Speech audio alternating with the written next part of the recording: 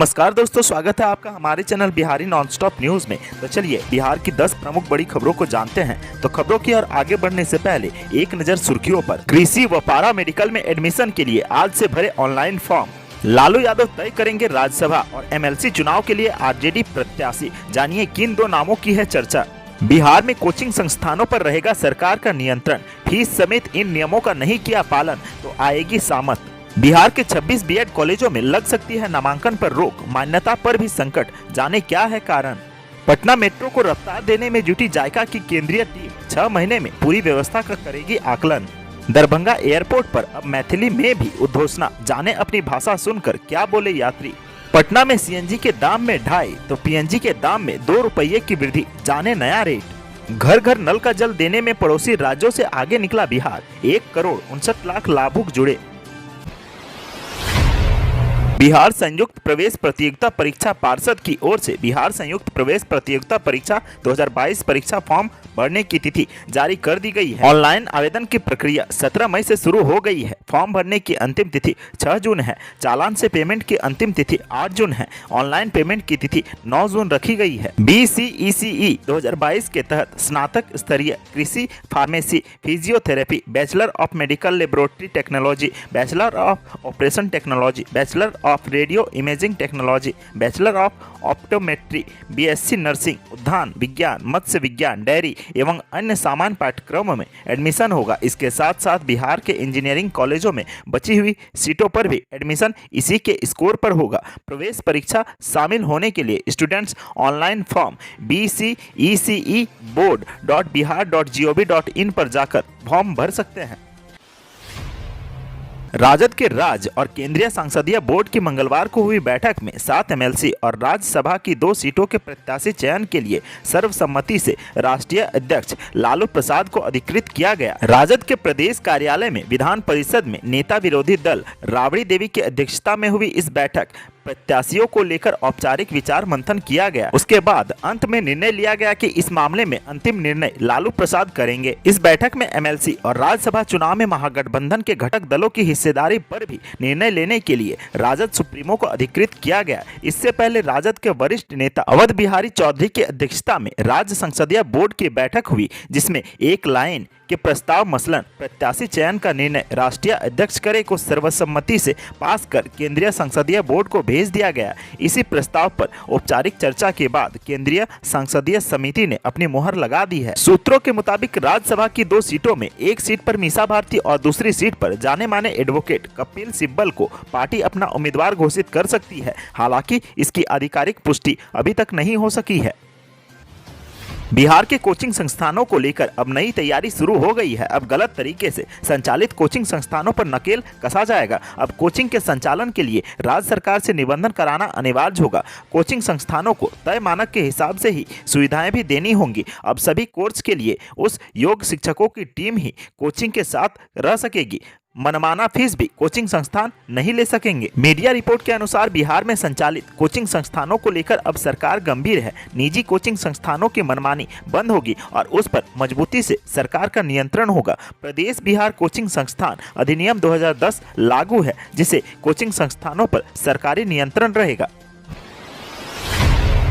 Mithila university के करीब 26 BEd कॉलेजों पर गाज गिरने वाला है। इन कॉलेजों पर परफॉर्मेंस अप्रेजल रिपोर्ट जमा नहीं करने के कारण नामांकन पर रोक लगने वाली है। राष्ट्रीय अध्यापक शिक्षा परिषद ने परफॉर्मेंस अप्रेजल रिपोर्ट भरना जरूरी कर दिया है। एनसीटी की बैठक बुलाई गई थी, जिसमें यह फैसला लिया गया था कि परफॉर्मेंस अप्रेजल रिपोर्ट नहीं भरने वाले बीएड कॉलेजों में नामांकन नहीं करा सकेंगे। ऐसे में अब मिथिला विश्वविद्यालय के ये कॉलेज अब नामांकन नहीं करा सकेंगे। एनसीटी की ओर से आदेश जारी होने के बाद बीएड कॉलेजों की जिम्मेदारी संभाल रहे ललित नारायण मिथिला विश्वविद्यालय प्रशासन ने सभी विश्वविद्यालयों को नोटिस जारी किया था। उनसे अफिलिएशन मिले हुए सभी बीएड कॉलेजों की लिस्ट मांगी थी, जिसमें पूछा गया था कि आपके विश्वविद्यालय से अफिलिएशन प्राप्त कितने बीएड कॉलेज ऐसे हैं जिसने पीआर जमा कर चुका है। विश्वविद्यालय से मिली सूची के अनुसार बिहार में लगभग 26 कॉलेज ऐसे हैं जिन्होंने पीआर नहीं भरा है। ऐसे में ये सभी कॉलेज नामांकन नहीं करा सकेंगे।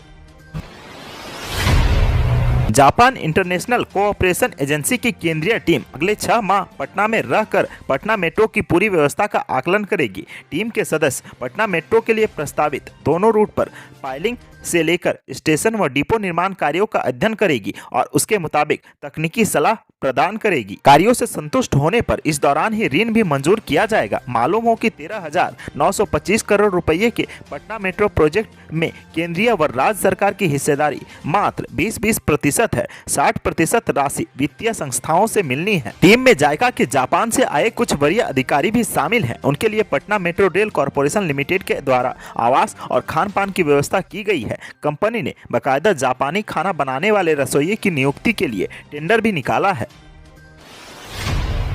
रेलवे स्टेशन की तरह अब एयरपोर्ट पर भी आपको मैथिली सुनने को मिलेगी। दरभंगा एयरपोर्ट से इसकी शुरुआत हुई है। दरभंगा एयरपोर्ट मैथिली भाषा में उद्घोषणा करने वाला देश का पहला एयरपोर्ट बन गया है। दरभंगा एयरपोर्ट पर यात्रियों के आने और जाने के लिए जो जानकारी पहले हिंदी और इंग्लिश में दी जाती थी, अब मैथिली में दी जाने लगी है। सोमवार से फ्लाइट के मूवमेंट एवं अन्य गतिविधि की घोषणा मैथिली भाषा में की जाने लगी है। इस नई पहल को लोगों ने स्वागत किया है। स्थानीय भाषा को तवज्जो देने की मांग स्थानीय स्तर पर काफी दिनों से की जा रही थी। केंद्रीय नागर विमानन मंत्री ज्योतिरादित्य सिंधिया को बधाई देते हुए दरभंगा के सांसद गोपाल जी ठाकुर ने नरेंद्र मोदी की सरकार को इसके लिए धन्यवाद दिया है। महंगाई से परेशान लोगों को एक और झटका लगा है। कंप्रेस्ड नेचुरल गैस के दाम बढ़ गए हैं। पटना में इसकी कीमत में 2.5 रुपये प्रति किलो की बढ़ोतरी हुई है, जिसके बाद इसकी कीमत 84.46 प्रति किलो हो गई है। वहीं पीएनजी की कीमत में भी 2 रुपये की बढ़ोतरी हुई है। पीएनजी भी सोमवार से 49.87 से बढ़कर 51.87 रुपये SCM हो गई है। मालूम हो कि सीएनजी और पीएनजी के दाम में बीते 1 मई को भी वृद्धि हुई थी। 1 मई को सीएनजी के दाम 4 रुपये प्रति किलो और पीएनजी के दाम 5 रुपये प्रति किलो SCM बढ़े थे। गेल इंडिया से मिली जानकारी के अनुसार वैश्विक स्तर पर गैस की कीमतों में उछाल के कारण यह वृद्धि हुई है। बिहार में मुख्यमंत्री हर घर नल का जल योजना लगभग 99% पूरा हो चुका है। इस लक्ष्य तक पहुंचने के बाद भी केंद्र सरकार के जल जीवन मिशन के डैशबोर्ड पर राज्य की स्थिति अभी 99% ही दर्शाया गया है। ऐसे में राज्य में लाभुकों को आधार से जोड़ने का निर्देश एक बार फिर संबंधित विभागों ने अधिकारियों को दिया है, ताकि डेटा के अंतर को दूर किया जा सके। वहीं केंद्र सरकार के डैशबोर्ड को देखें तो बिहार आबादी के मुताबिक यूपी से थोड़ा कम है, लेकिन योजना से लाभुकों को जोड़ने में बिहार पड़ोसी राज्यों से काफी आगे है। बिहार सरकार का दावा और केंद्र सरकार के जल जीवन मिशन के रिकॉर्ड में काफी समय से अंतर आ रहा है, जिसे दूर करने के लिए अधिकारी लगे हैं। इसके बावजूद यह संभव नहीं हो पाया है। इस संबंध में अधिकारियों का कहना है कि बिहार के लगभग 15 जिलों में 100% योजना पूरा हो गया है, जिसमें अरवल को केंद्र सरकार ने भी घोषित कर दिया है, लेकिन लाभुक परिवारों के आधार नहीं देने के कारण केंद्र सरकार को रिपोर्ट भेजने में अभी परेशानी हो रही है और डेटा में अंतर दिख रहा है। के मरीजों की सबसे बड़ी समस्या होती है कि अगर उन्हें हार्ट ट्रांसप्लांट कराना पड़े तो बिहार के बाहर जाना पड़ता है। अक्सर मरीज दिल्ली और मुंबई जाकर अपना हार्ट ट्रांसप्लांट कराते हैं, लेकिन अब उन्हें और फजीहत नहीं झेलनी पड़ेगी। IGIMS में जल्द ही हार्ट ट्रांसप्लांट की सुविधा मिल जाएगी। Medical superintendent doctor Manish Mandal ने जानकारी दी है कि बिहार सरकार की ओर से 5 साल के लिए लाइसेंस जारी कर दिया गया है। साथ ही उन्होंने बताया कि हार्ट ट्रांसप्लांट शुरू करने की प्रक्रिया भी जारी है। इसके लिए तैयारी की जाने लगी है। लाइसेंस मिलने का इंतजार किया जा रहा था। फिलहाल एक हार्ट लंग मशीन है और एक मशीन की जरूरत होगी। इसके बाद मरीजों का हार्ट ट्रांसप्लांट शुरू कर दिया जाएगा। बिहार वासियों के लिए यह किसी खुशखबरी से कम नहीं है। राज्य में पहली बार हार्ट ट्रांसप्लांट की सुविधा मिलने वाली है। यह तभी संभव हो पाएगा जब किसी ब्रांडेड मरीज से हार्ट मिले। इसके लिए कई विशेष तैयारियां की जा रही है। परिजन ब्रांडेड मरीज के अंग डोनेट करे और इसके लिए प्रचार अभियान चलाया जा रहा है।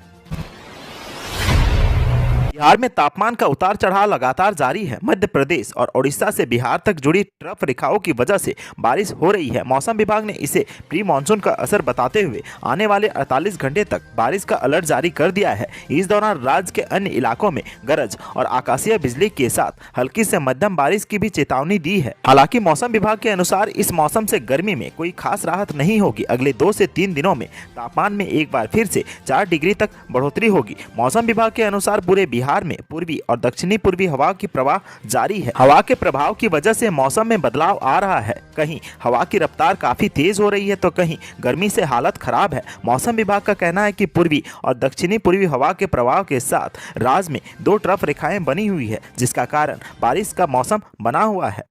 आज के सुर्खियों में बस इतना ही। बिहार से जुड़ी खबरों के लिए सब्सक्राइब करें हमारे चैनल को और साथ ही साथ फेसबुक और इंस्टाग्राम में हमें फॉलो करना ना भूलें। धन्यवाद।